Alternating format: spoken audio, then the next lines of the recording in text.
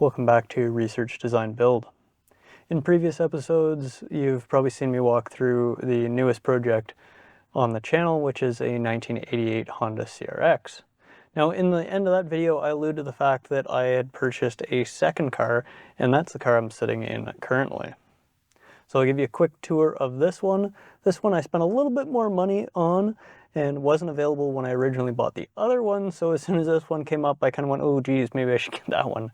And might be a better start for a project.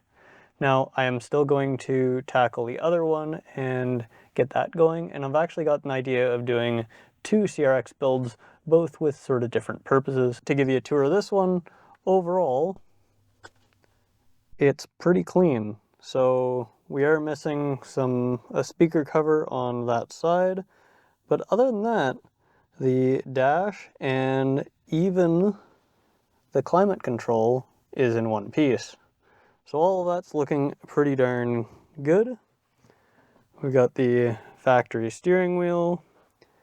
Even all of the gauges on this side are in really good shape. Door cards as normal, worn out on the sides here, and this being a Canadian car, we don't have the seat belts on the doors.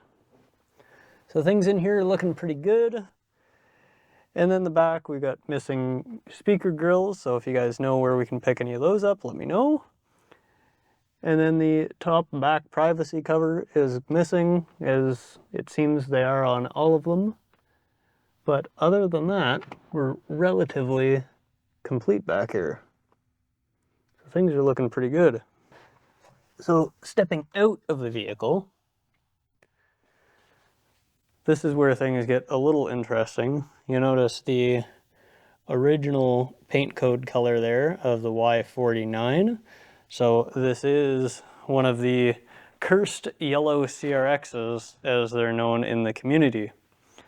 So on the outside, we definitely have the same issue that all of them have with rear fenders, rear quarter panels going down. Now these are replaceable. There's only one shop that I'm aware of that still produces them, but I do have some on the way. So we'll do an unveiling video of those and see how that's going to look. Sheet metal screws holding the back bumper on.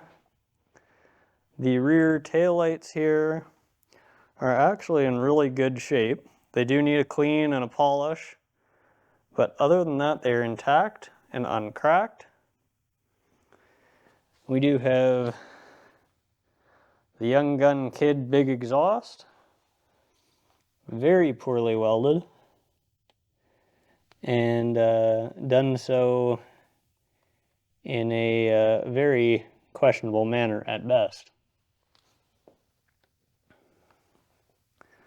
Coming over to the passenger side rear fender, have the same rust and the same quality that we saw in the other CRX that I bought of spray foam insulation, being the cure-all for that. We do have the 4 factory tires with center caps. We got some more metal screws holding the rear bumper sides on. All of the trim is intact. And you notice this is resprayed, and this is not resprayed in the factory yellow. You can kind of see right here the difference between the factory yellow and this new yellow that they painted it with. So I think this yellow actually might be a later version of the yellow that they came out in with the Civics on, because it's a little bit brighter. Now moving on to the engine, so it's got the factory engine, I believe. I believe this is the original engine to the vehicle. And it's a runner, it's a driver, it's looking pretty good from that standpoint. One issue that it did come with is squeaky rear trailing arm bushings. And it did need a new CV shaft, so this one was pretty well done and was clunking really, really badly when you drove it. So I have since replaced that, and I will have a separate video on how that went. And I did that 4 times. I screwed it up 4 times. So if you're doing that job, by all means, please watch it. It'll save you a lot of time and effort. Headlights, we got nice glass ones here in Canada. I think this is also glass in Europe as well. But I think for those tuning in from America, you guys got plastic ones. So ours are still looking really good. Side marker lights and blinkers, a little bit of a crack there. Again, glass looking good. And this one's looking pretty darn minty after a polish. It'll be good to go. And then I should say this fender does need some help. It's pretty crusty down there. It's basically just missing.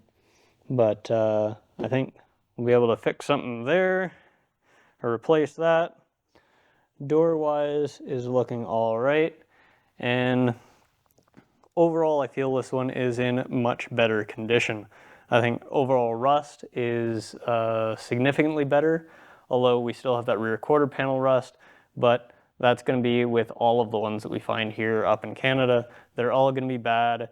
They might be a little bit better, but that doesn't mean that, I think the repair that I'm going to be doing will actually last significantly longer than if I found one with just a little bit of rust, visible, I should say, a little bit of visual rust that I then corrected. But again, those cars are going for a lot more money.